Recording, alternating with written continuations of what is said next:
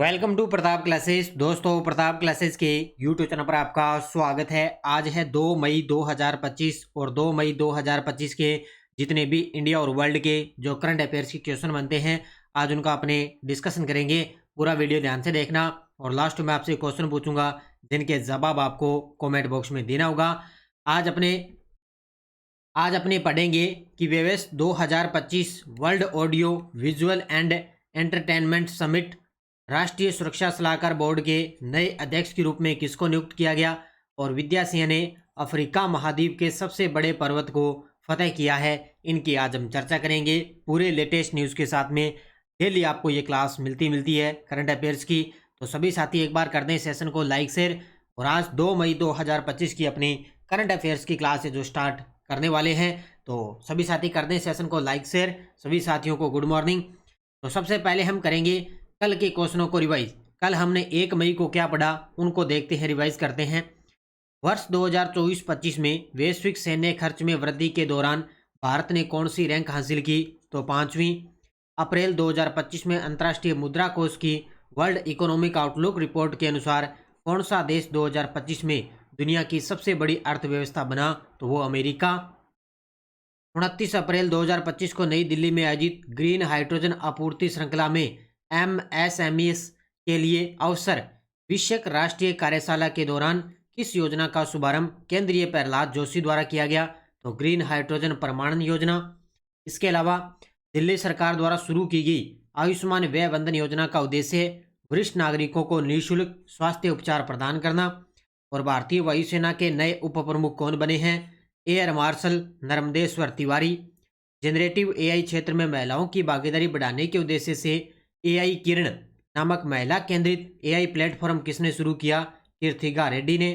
भारत में green municipal bond जारी करने वाला पहला नगर निगम कौन सा बन गया, गाजियाबाद नगर निगम बना है। तो ये थे कल के क्वेश्चनों का रिवाइज हमने कर लिया है। और ये अपनी वार्षिक करंट 2025 की टेस्ट सीरीज है। इसके अंदर आपको कल वाला टेस्ट मिला नहीं है, तो कल वाला और आज वाला दोनों का एक साथ आज आपको टेस्ट मिल जाएगा। इसके अलावा आज आपको इसके अंदर अप्रैल मंथ का भी टेस्ट मिल जाएगा।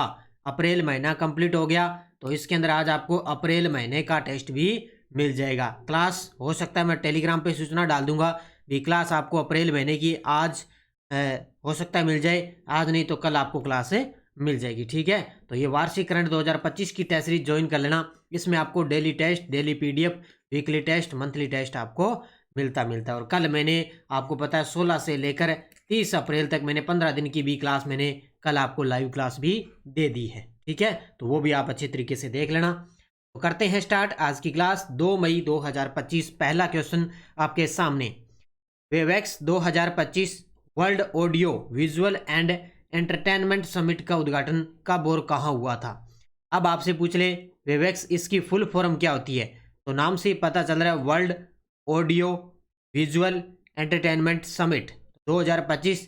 इसका उद्घाटन कब और कहां पर हुआ, तो इसका उद्घाटन हुआ 1 मई 2025 मुंबई के जियो वर्ल्ड कन्वेंशन सेंटर के अंदर। ये देखो आपके सामने, और मोदी जी ने इस समिट का उद्घाटन किया है। किसने किया, मोदी जी ने 1 मई 2025 को मुंबई के अंदर world audio visual and entertainment summit का उद्घाटन किया है। तो उत्तर क्या हो जाएगा इसका, ऑप्शन नंबर बी।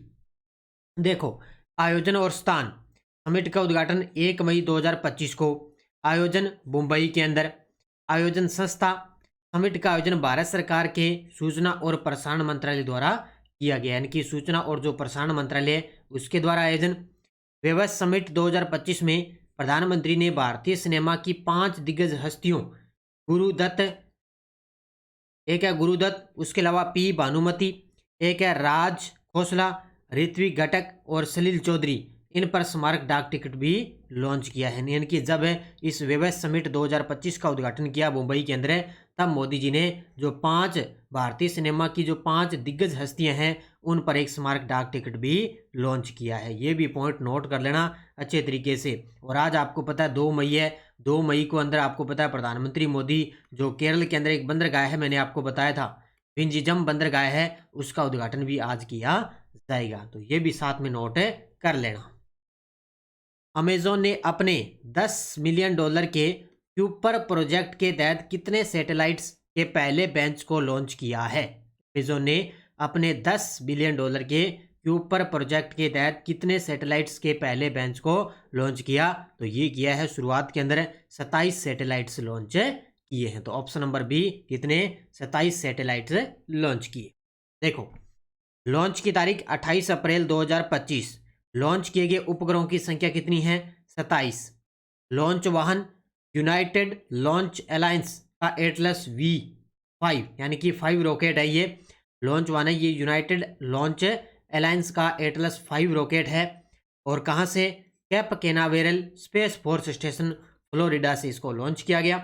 और इसका लक्ष्य है लो अर्थ ऑर्बिट में कुल 3236 उपग्रहों की तैनाती करना, यानी कि लो अर्थ पृथ्वी ऑर्बिट है उसके अंदर कुल 3236 उपग्रहों की तैनाती करना, ये इसका मुख्य उद्देश्य है। तो अमेजोन के द्वारा 27 उपग्रहों को लॉन्च किया गया।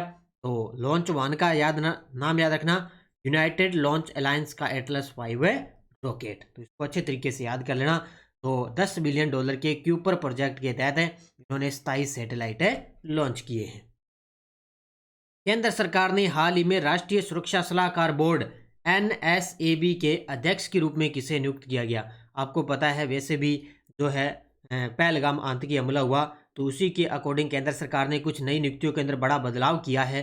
तो अभी हाल ही में राष्ट्रीय सुरक्षा सलाहकार बोर्ड के अध्यक्ष के रूप में किसको नियुक्त कर दिया? आलोक जोशी को। ऑप्शन नंबर बी, किसको नियुक्त किया है? आलोक जोशी को नियुक्त कर दिया है। तो पहलगाम आतंकी हमले के बाद पाकिस्तान के साथ बढ़ते तनाव के बीच भारत ने राष्ट्रीय सुरक्षा सलाहकार बोर्ड में बड़ा बदलाव किया। इसमें रिसर्च एंड एनालिसिस विंग के पूर्व प्रमुख हैं आलोक जोशी को NSAB का नया अध्यक्ष नियुक्त किया, यानी कि राष्ट्रीय सुरक्षा सलाहकार बोर्ड का नया अध्यक्ष किसको नियुक्त कर दिया? आलोक जोशी को नियुक्त कर दिया। और भी बहुत सारे सदस्य हैं जिनको इनके अंदर बड़ा बदलाव है। यह बहुत सारे सदस्यों को भी नियुक्त यहाँ पर किया गया है। हाल ही में अफ्रीका महाद्वीप के सबसे ऊंचे पर्वत किलिमंजारो पर चढ़ाई करने वाली 72 वर्षीय तमिलनाडु की महिला का नाम क्या है? ये देखो, आपके सामने तस्वीर के अंदर देख सकते हो। अफ्रीका महाद्वीप के सबसे ऊंचा पर्वत है किलिमंजारो। जीके में भी आपसे प्रश्न बन सकता है। तो इस पर चढ़ाई करने वाली 72 वर्षीय तमिलनाडु की एक महिला है जिनका नाम है विद्या सिंह। क्या नाम है? ऑप्शन नंबर बी, विद्या सिंह इनका नाम है। तो तमिलनाडु की 72 वर्षीय विद्या सिंह ने अफ्रीका महाद्वीप के सबसे बड़े पर्वत किलिमंजारो पर फतह हासिल की। वे इस फतह हासिल करने वाली भारत की सबसे उम्रदराज महिला बन चुकी है, यानी कि 72 वर्षीय है।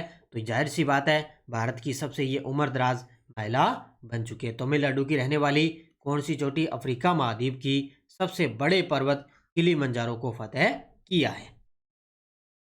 प्रधानमंत्री मोदी की अध्यक्षता में केंद्रीय मंत्रिमंडल ने किस दो स्थानों के बीच 166.80 किलोमीटर लंबे ग्रीनफील्ड हाई स्पीड कॉरिडोर के निर्माण को मंजूरी दी है? प्रधानमंत्री मोदी की अध्यक्षता के अंदर केंद्रीय मंत्रिमंडल ने दो स्थानों के बीच 166.80 किलोमीटर लंबे ग्रीनफील्ड हाई स्पीड कॉरिडोर के निर्माण को मंजूरी दी। तो नाम है, एक तो माव लिंगखुंग से पंचग्राम, ये ध्यान रखना। तो ये स्थान है जो माव लिंगखुंग है, ये स्थान है मेघालय के अंदर, और ये पंचग्राम है जो ये है असम के अंदर। तो इन दो स्थानों के बीच में लंबे ग्रीनफील्ड हाई स्पीड कॉरिडोर के निर्माण को मंजूरी दे दी। तो उत्तर क्या हो जाएगा इसका? Option number B. देखो, नाम याद रखना, शिलोंग सिलचर ग्रीनफील्ड कॉरिडोर है NH6। कौन सा नेशनल हाईवे है? NH6 है। लंबाई 166.80 किलोमीटर, मेघालय के अंदर है 144.80 किलोमीटर, और असम के अंदर है 22 किलोमीटर। तो ये इसकी पूंजी लागत 22,864 करोड़ रुपए, और निर्माण लागत कितनी आएगी? 12,087 करोड़ रुपए। याद रखना इसको। मोदी जी की अध्यक्षता के अंदर इस ग्रीनफील्ड हाईवे को मंजूरी।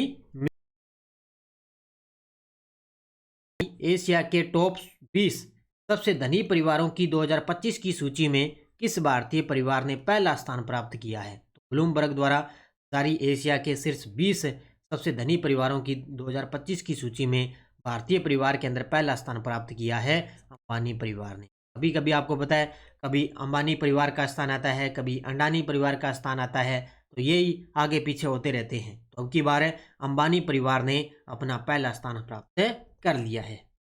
हालांकि ये एग्जाम के अंदर तो क्वेश्चन कम ही चांस है, लेकिन पूछे जाते हैं लेकिन थोड़ा सा अपने को इसमें क्या है, करंट पढ़ते हैं तो अपने थोड़ा सा इसमें थोड़ा चर्चा में है, इसलिए थोड़ा सा ध्यान में रखना जरूरी है।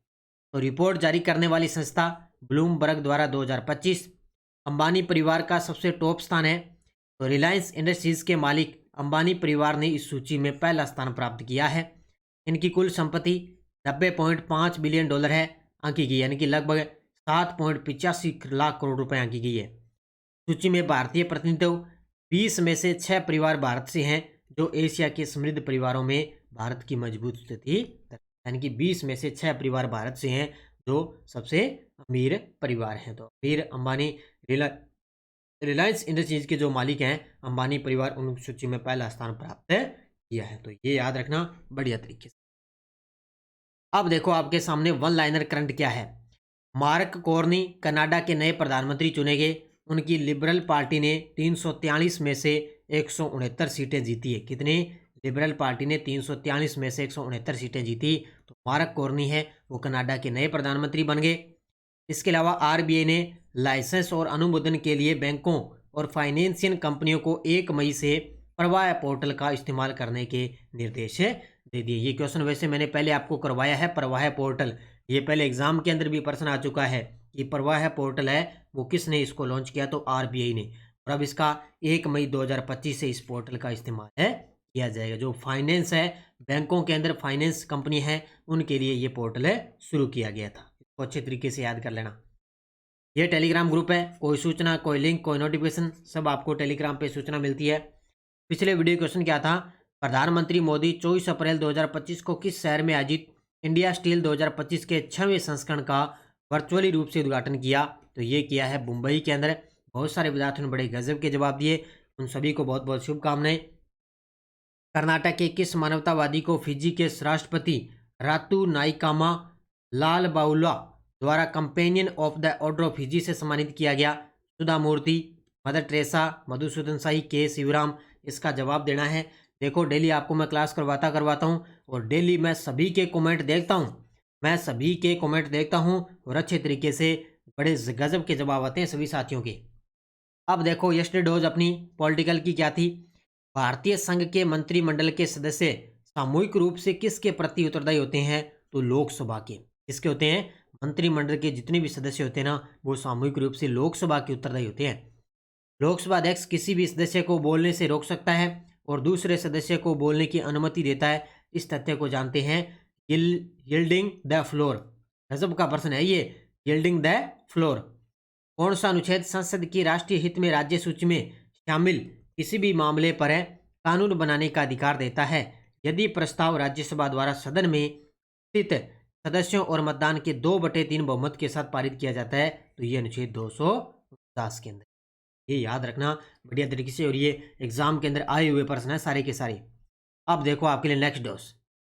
भारत के प्रधानमंत्रियों का कौन सा समूह है 1952 के बाद से कभी भी संसद की राज्यसभा का नेता नहीं रहा था?